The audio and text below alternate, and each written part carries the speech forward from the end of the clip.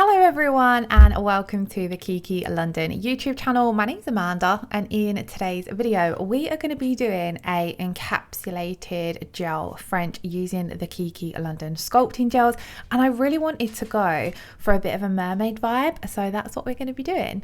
Now to start off with, I thought I'd show you guys all the products I'm going to be using. So for our base coat we're going to be using RB01, and then I'm going to be using two sculpting gels. So I'm going to be using a powder blush to create my extended nail bed area, and then we're going to of course be doing a glittery sort of French, so we're going to be encapsulating that with the crystal clear sculpting gel. We will also be using a little bit of color as well, so I have Sapphire Sparkle, which is a really mesmerizing glittery blue, and then we're also going to be using Pool Party as well, because I did want a slightly lighter shade to go right along that smile line area.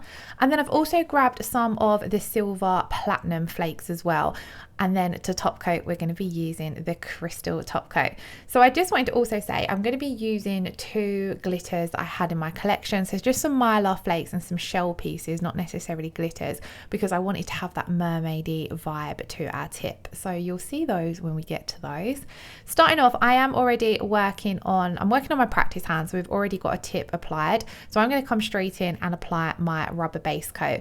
Now you could do this design over naturally long nails, or you could sculpt out a thin base to get this length if you wanted to do this design on a long nail. So you could necessarily just do this even short, it doesn't necessarily have to be long, but if you're working straight on the natural nails you could come straight in with your rubber base coat. But if you are wanting to add any length, I would recommend sculpting out a thin clear base to work on top of first of all. So then once I've cured our base coat, I'm going to come in with a powder blush and do my first layer of the extended nail bed area. And I decided to do this in two layers because the nail was a little bit longer than what I've used to working on. I haven't done too many long nails in a while, so I thought that would make it a little bit easier. Of course you can do this in one layer if you would prefer, or if that's how you prefer working. So I'm coming in with my ball of gel, and as you can see I kind of just nudged it up towards the cuticle area, and I'm just taking that product from side to side, just pushing in towards that cuticle area, being very careful that we don't touch the cuticle. And then as you can see I'm kind of trying to tilt the thumb downwards so that the product is going to naturally flow away from the cuticle area, so you're having to push it up towards that cuticle area. This way it stops the product running back and flooding the cuticle, and of course you're wanting that product to come down towards the tip, so by tilting the thumb or finger downwards a little bit, gravity is going to do its thing and it's going to just help you pull that product to where you want it to go. Then as I'm pulling this from side to side rather than going all the way out to each side, I'm bringing that center in to create our smile line shape. So I'm keeping this like I said, I've only picked up a small to medium sized ball of gel, so I'm keeping this first layer nice and thin and kind of just using this as a guide, mapping out what I want that smile line to be. I'm coming in with a little bit more gel where it's needed. I'm also going to reach for my stripe liner brush just to pull out those wings a little bit of my smile line and get them a little bit neater. And then because I had been holding that nail downwards, naturally a little bit more of the product has flowed away from the cuticle area than I wanted it to, so I'm just pulling that back, or adding a little bit more product and pulling some of that product that's already down on the nail back towards that cuticle area, because I don't want it to be too thin up at that cuticle area, but you don't want this thick ridge that when you're growing out there's this thick bump. So then once I was happy with this, I've got my rough shape for my smile line. I'm going to then come in, clean off my brush and use that same brush to clean up the smile line and just get a nice neater shape. I am going to file this crisp, so I'm not stressing about it being perfect, but I do want the shape of the smile line to be as neat as possible. And I'm then going to pop that in to cure for 60 seconds. And then like I said, this is quite thin. I wanted to do this in two layers, so I'm then going to come in and do the second layer. So you've already got your smile line shape down, so this second layer is a lot easier. So I'm picking up a small to medium sized ball of gel and doing the same as before, pushing it up towards that cuticle area. but then predominantly pulling this product down, because what I want to do with this layer, I want to build up my apex a little bit more so that we've got the strength and structure for our apex area, but I also want to build up that French tip area a little bit more. So you're wanting to build a nice wall that you can file and then push your glitters or your gel polish color, whatever you're doing on your tip, up against. Now I could have done this a little bit thicker, but I didn't want to have too much excess filing to do, so I was trying to work with my application as neat as possible. So here what I'm doing is, once I've got that second layer of gel done, it's a lot quicker than the first because you're basically coming over the top of what you've done. So a lot of the thinking and the application of getting that correct shape is already done for you. Then once I've done that, I'm going to grab my strap liner brush again, a little bit more gel on it just to make sure I'm happy with that cuticle area. I do always find it a lot easier, no matter what system or product I'm working with, to come in and touch up the cuticle area or get closer to that cuticle area with my strap liner brush. So then now we've got that nail bed done. Of course, you can create this in any shape or sort of length that you want it to be. I wanted to have it to extend past what would be the natural nail bed area, but I didn't want to take it too far down because I want to add lots of sparkle on it to the tip. Now, like I mentioned, I'm going to file this crisp. So I come in, wiped off the tacky inhibition layer with a little bit of alcohol, and then I'm going to take my file and push this right up against that wall. So you want to hold your file nice and flat against that gel that's cured, and I'm just shaping and crisping up that edge. Now, depending on how well your extended nail bed area is gone, you might have less filing to do. Some people don't even like to come in and file. Personally, I do, because I like to get that nice sharp line. But if you don't feel comfortable doing it, you don't have to. But it does just make everything look a little bit more neater, in my opinion. Now, you want to make sure that you're not digging in or above that cured gel. You want to make sure the file is nice and flat up against it. And another important step, if you do decide to file, is to make sure you really give the nail a good clean, because the last thing you want to do is encapsulate any dust into your tip. So I first of all went in with my dust brush and dusted away as much of that dust as possible, and then I went in with a little bit of alcohol to give the nail a really good clean. I've then popped down some Pool Party onto my palette, and taking my stripe liner brush again, I'm going to paint this all the way around the edge of that smile line. Now, originally I was just going to do a thin layer of this and then a thin layer of Sapphire Sparkle and kind of leave the tip white, but I decided I wanted to have a little bit more of a blue theme going in. So what I decided to do instead was to take Pool Party right along the edge of that smile line. It's just going to help you when you're applying your glitters to know that you haven't got push them right up to the edge of the smile line, because you're creating that nice smile line with your gel polish.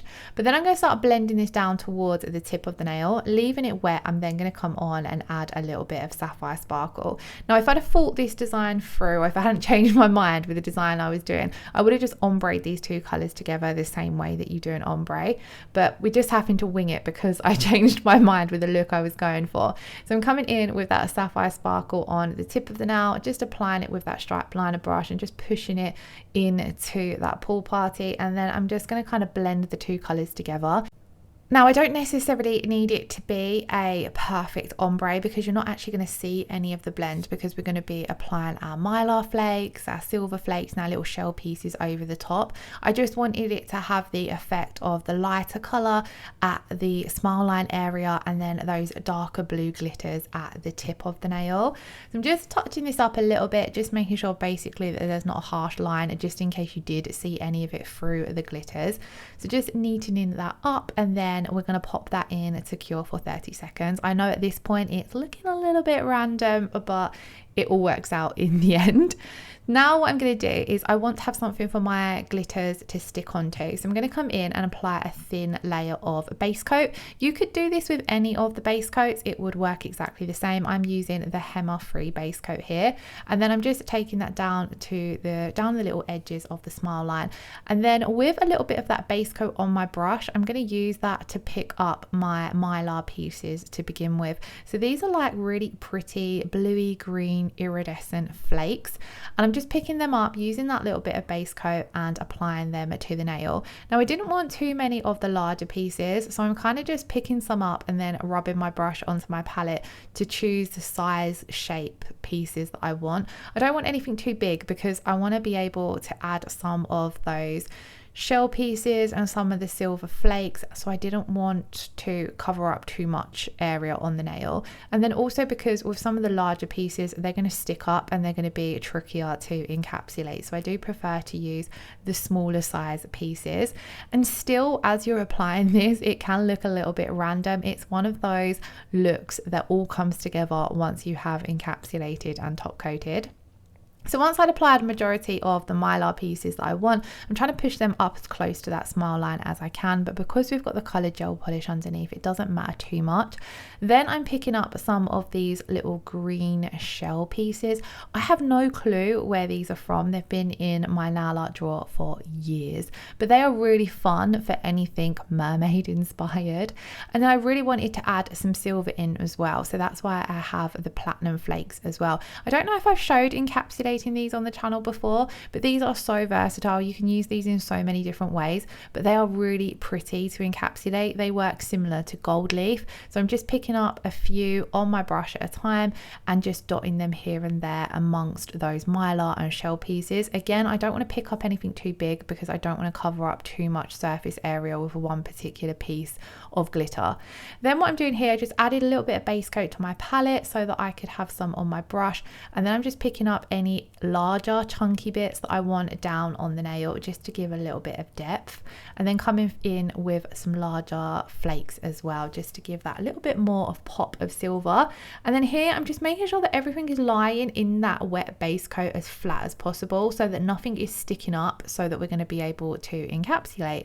I then pop that into cure for 30 seconds, and the base coat is going to cure and it's going to hold a lot of those chunky pieces down in place so that you can come and encapsulate without everything moving around. So to encapsulate, I'm going to pick up a ball of clear gel and I'm just going to roll this off my brush on to the tip of the nail. Now I like it to go over my smile line a little bit so that I know that everything is fully encapsulated and there isn't any tiny areas where there might be some gel missing. So don't stress too much if this goes over your pink extended nail bed because you can file away that excess.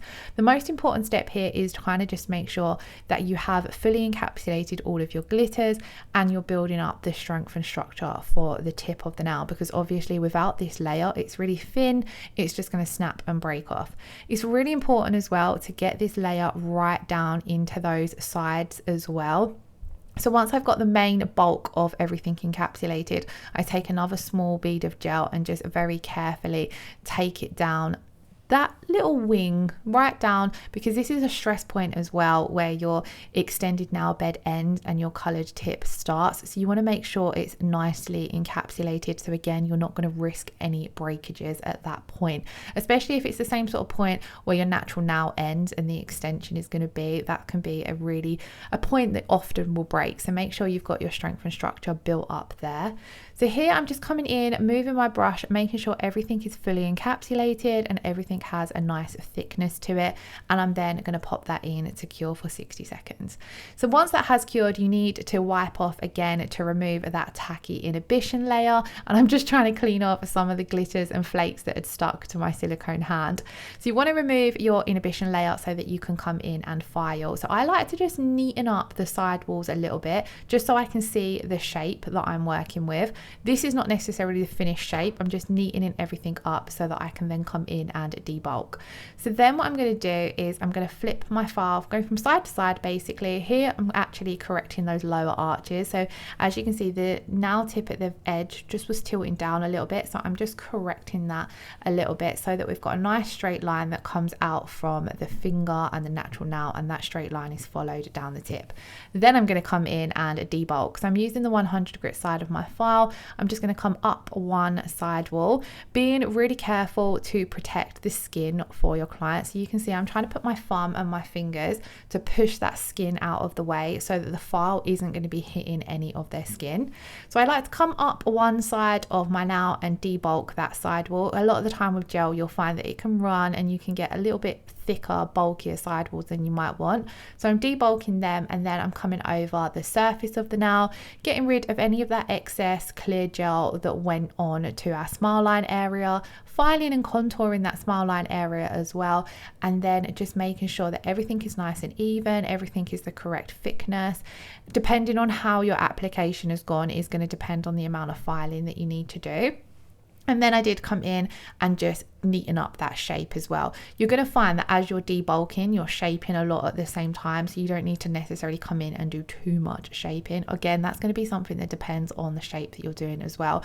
I find if I've got my shape down on my clear base at the start, then the finished result ends up having a lot less filing, which was how we did with this set. Once we had finished all the filing, I did come in and just give the nail a quick buff. This is going to remove any excess or deep scratches that you've put into the nail from filing. You don't want to over buff because we're going to be coming in with a gel top coat, and if you over buff, the nail will be too smooth for our gel top coat to stick onto. But I do just like to give a quick buff using both sides of the buffer, so starting off with the 100 and then the 180, and then I give everything a really good clean to make sure we'd removed all of that dust. And then I come in and applied a layer of the crystal top coat, and as you can see, that brings all of those sparkles to life, and this just gave off beautiful, kind of like mermaid vibes, but I think by the end of it, it had a little bit more of an ocean sea vibe, which I thought was really pretty. It looked really good as a full set for a holiday or anything kind of tropical and mermaidy in my opinion. So I really hope you all enjoyed today's video. If you have any questions, please do pop them in the comments below and I'll be happy to help. If you did enjoy the video, please do give it a thumbs up and hit that subscription button if you haven't already. I hope you all have a wonderful weekend. Thank you all so much for watching. Lots of love. Take care. Bye bye.